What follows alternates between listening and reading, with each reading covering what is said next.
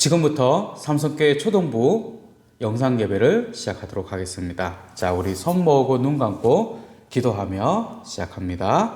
하나님 아버지 감사합니다. 하나님께서 또 우리에게 한 주를 허락해 주셔서 우리가 이 시간을 구별하여 하나님께 예배합니다. 하나님, 우리가 하나님 앞에 예배할 때 내 마음에 내 영혼에 하나님 은혜 주시옵소서. 내가 이 시간 오직 하나님 한 분만 기억하며 하나님께만 예배하는 귀한 시간 되도록 인도하옵소서. 이 모든 거 예수님 이름으로 기도합니다. 아멘. 자, 우리 다 같이 사도신경으로 우리 신앙을 같이 고백하도록 하겠습니다. 여러분은 아버지 하나님을 믿습니까? 전능하사 천지를 만드신 하나님 아버지를 내가 믿사오며, 여러분은 하나님의 아들이신 예수 그리스도를 믿습니까?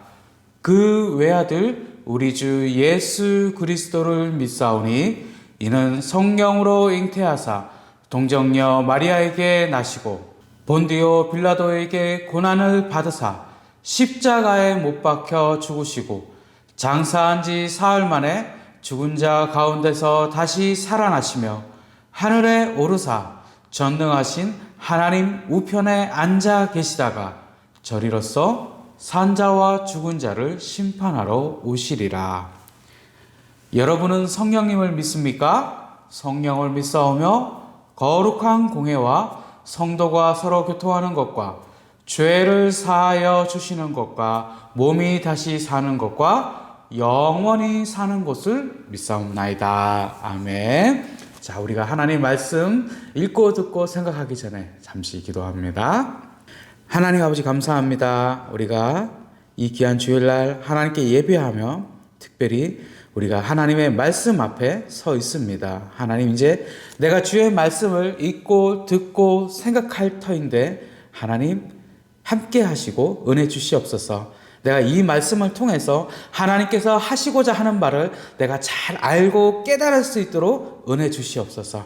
그리고 하나님께서 그 주신 은혜로 내가 깨달은 것을 잠시 내가 알게 된 것으로 기뻐하는 것이 아니라 그 은혜대로 내가 살 수 있도록 내 손과 발과 내 의지도 하나님 꼭 붙잡고 끌고 가 주시옵소서. 이 모든 거 예수님 이름으로 기도합니다. 아멘.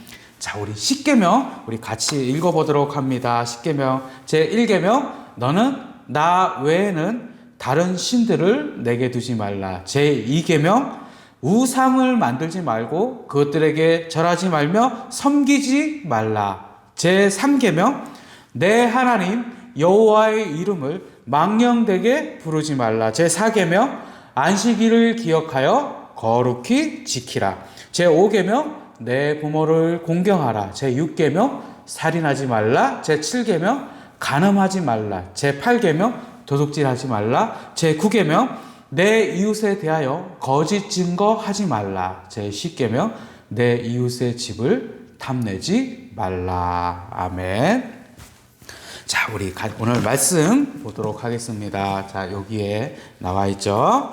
말씀입니다. 오늘 말씀 사무엘하 11장 1절부터 4절까지. 오늘 좀 많습니다. 보통 한 절이었는데 사무엘하 11장 1절부터 4절 우리 같이 읽어봅니다. 밑에 자막 나오죠? 우리 같이 읽겠습니다. 시작. 그 해가 돌아와 왕들이 출전할 때가 되매 다윗이 요압과 그에게 있는 그의 부하들과 온 이스라엘 군대를 보내니 그들이 암몬 자손을 멸하고 랍바를 에워쌌고 다윗은 예루살렘에 그대로 있더라. 저녁 때에 다윗이 그의 침상에서 일어나 왕궁 옥상에서 거닐다가 그곳에서 보니 한 여인이 목욕을 하는데 심히 아름다워 보이는지라.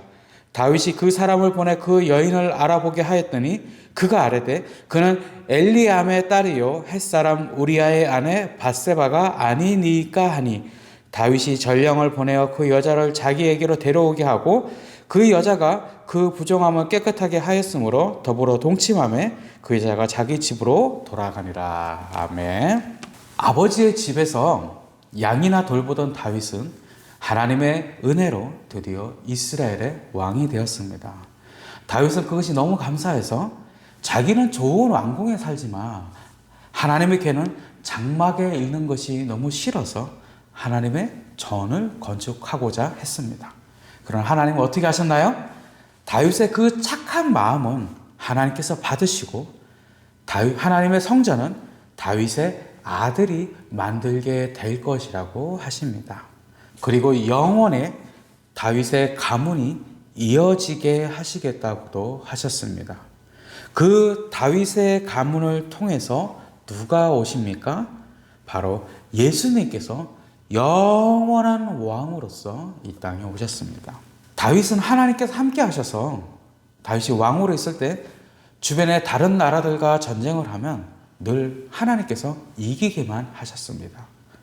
이스라엘은 그 덕에 다윗이 왕으로 있는 동안에 아주 평안한 시간을 보내게 됩니다. 근데 이렇게 편안한 세월이 계속 좀 이어지다 보니까 그 하나님 앞에서 바르게만 살던 다윗이 실수를 하게 됩니다. 오늘 읽은 말씀 1절에 처음에 보면 어떻게 시작합니까? 우리 처음 한번 잠깐 볼까요? 처음에 보면 1절에 보면 그 해가 돌아와 왕들이 출전할 때가 되매라고 기록되어 있습니다. 왕이 직접 전투에 나가야 되는 시기였는데 다윗은 나가지 않습니다. 다윗은 아마 하나님께서 계속 이기게 하시니까 아니 꼭 내가 나가야 전쟁에 이기나? 하나님께서 도와주실 텐데 라고 하며 전쟁에 나가지 않고 예루살렘에 그대로 있었습니다. 하나님께서 도와주시는 것은 분명히 맞지만 어딘가 다윗이 조금 이상해진 것도 사실입니다. 부하들은 전쟁터에서 목숨을 걸고 싸우고 있는 그 시간 다윗은 한가롭게 왕궁 옥상에서 산책을 하고 있었습니다. 예루살렘은 참 평화롭구나 오늘도. 그래. 그러면서 아마 이렇게 옥상을 거닐었겠죠. 그런데 다윗이 천천히 옥상을 이렇게 산책하는데 저 멀리서 어떤 여인이 목욕을 하는 모습을 보게 되었습니다. 근데 사실 우연히 그런 모습을 보게 되면 어떻게 해야 돼요? 고개를 돌려야 되죠. 고개를 돌려야 되는데 다윗이 가만히 보니까 멀리서 보는데도 그 여자가 되게 이뻐 보이는 거예요. 이쁘다. 그래서 그냥 고개를 돌리는 것이 아니라 누구인지 너무 궁금해서 사람까지 보냅니다. 그래서 저 여자가 누구냐라고 물어보게 하는 거죠. 그래서 부하가 가서 알아보니 이미 결혼을 했고 이름은 밧세바라고 했습니다. 자, 그러면 이제 다윗이 어떻게 해야 될까요? 다윗은 이미 결혼을 했고 그 여자도 이미 결혼해서 남편이 있습니다. 그럼 어떻게 해야 되나요? 그냥 여기 보다가 봤으면 이쪽으로 돌려서 저쪽을 보면 됩니다. 옥상이니까 여기도 볼 게 있고 저쪽에도 볼 게 있겠죠. 저쪽을 돌려서 산책을 하거나 아니면 왕들이 출전할 때, 그러니까 다윗이 직접 전쟁터로 나가도 됩니다. 그런데 다윗은 그 성경에 보면 뭐라고 되어 있죠? 그 여인을 데리고 오라 그래서 데리고 와서 같이 동침하고 집으로 돌려보냅니다. 자, 이제 이 모습을 하나님께서 어떻게 바라보셨을까요? 기쁘게 보셨을까요? 아니죠. 하나님은 그렇게 착했던 다윗이 하나님의 말씀을 어기고 죄의 한가운데로 들어가는 모습을 무척 슬프게 보셨습니다. 그런데 지금까지도 사실 다윗이 무척 잘못한 것인데 더 큰 일이 생깁니다. 바로 집으로 돌아갔던 밧세바가 아기를 임신했다고 말하는 겁니다. 다윗은 당황합니다. 그리고 어떻게 해야 되나라고 혼자 고민하다가 더 나쁜 행동을 하는 거죠. 밧세바가 자기의 아이를 임신했다고 그러니까 아예 밧세바의 남편 우리아를 그냥 죽여버릴 생각도 하는 것입니다. 다윗은 급하게 전쟁터에 있던 암몬하고 싸우고 전쟁터에 있던 요압 장군에게 막 편지를 씁니다.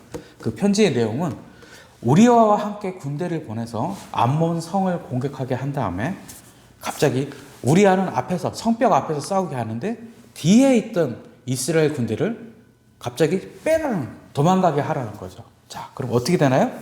열심히 같이 싸우고 야 하고 막 칼 들고 와서 싸우고 있는데 갑자기 성벽 밑에서 야 이러고 있는데 내 뒤에 있던 우리 편이 다 갔어요. 말도 안 하고. 나는 한참 정신 싸우다 보니까 내 주위에 아무도 없어. 나 혼자만 그 이스라엘 군대가 있는. 그럼 어떻게 되는 거예요? 죽는 거죠. 포위돼서. 전쟁터의 요압은 자세한 일은 몰랐지만 다윗이 시킨 일이라서 다윗이 말한 대로 정확하게 합니다. 그리고 요압은 전쟁터에서 밧세바이라는 우리아가 죽었다고 다윗에게 편지를 씁니다. 보통 때 같으면 백성을 아끼는 다윗이 왜 좀 더 조심하지 않았냐고 말을 했을 것인데 오히려 그 소식을 전한 사람에게 다윗은 이렇게 말합니다. 칼은 이 사람도 칠 수도 있고 저 사람도 칠 수도 있다. 그러니 우리아가 죽은 것에 너무 신경 쓰지 말고 계속 적군의 성이나 공격을 하라라고 말을 하는 거죠. 지금 다윗이 잘 하고 있습니까? 아니죠. 그런 엄청난 잘못을 저지르고도 아무 일 없었다는 듯이 다윗은 태연하게 하루하루 생활을 잘 합니다. 그런 다윗에게 하나님께서 나단 선지자를 보내셨습니다. 나단 선지자는 다윗을 찾아가서 자신이 알고 있는 한 이야기를 합니다. 어떤 마을에 부자와 가난한 사람이 있습니다. 이 부자는 소와 양이 엄청 많고 이 가난한 사람에게는 정성대로 키우는 어린 암양 한 마리가 있었습니다. 그런데 이 부자에게 어느 날 손님이 찾아오자 이 부자는 자기가 소와 양이 엄청 많은데도 불구하고 옆에 가난한 사람이 그렇게 정성대로 키우던 어린 암양을 빼앗아서 그 양으로 음식을 만들어서 자기 손님을 대접합니다. 그 부자는 엄청 나쁜 사람이지요. 나단 선지자의 이 말을 들은 다윗은 정말로 화를 냅니다.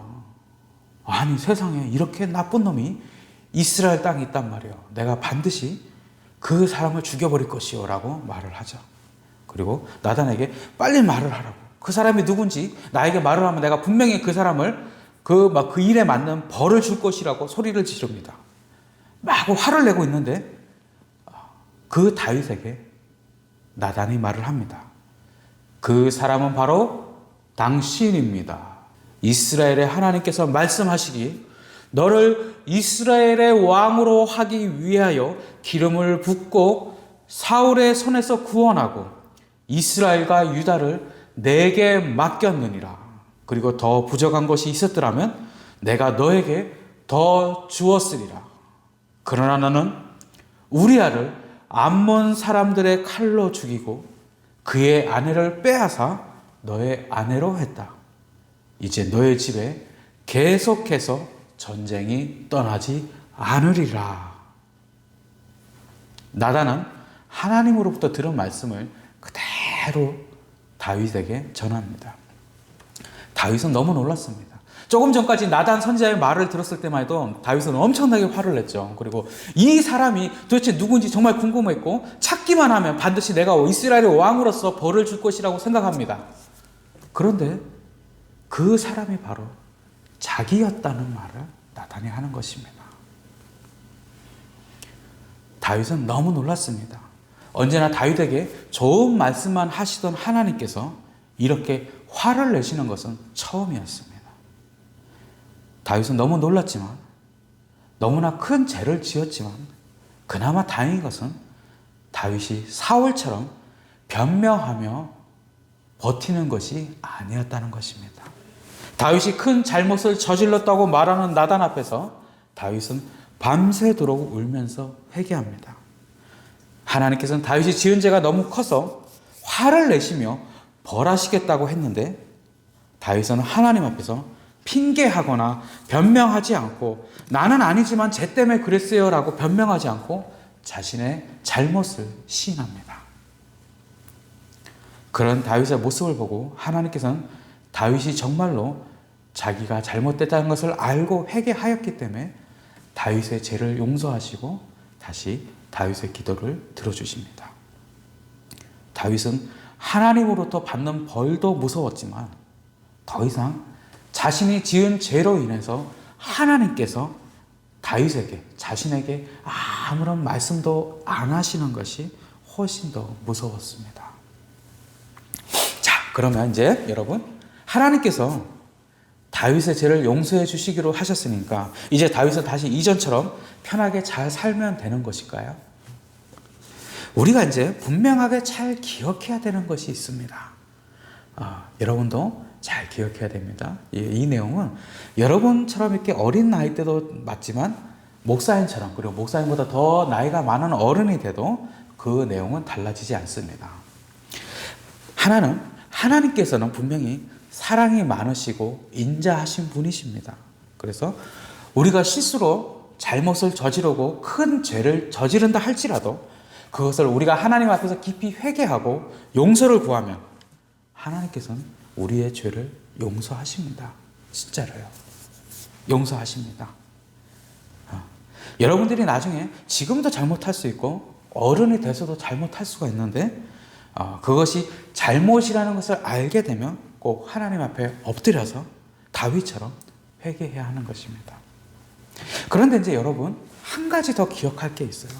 그것은 하나님께서 완전하게 선하신 분이시라는 겁니다. 그래서 하나님은 너무 선하신 분이라서 하나님의 백성, 하나님께 가까이 있는 사람은 역시 하나님 앞에서 죄의 덩어리를 뒤집어 쓰고 하나님 곁에 있을 수 없다는 거죠.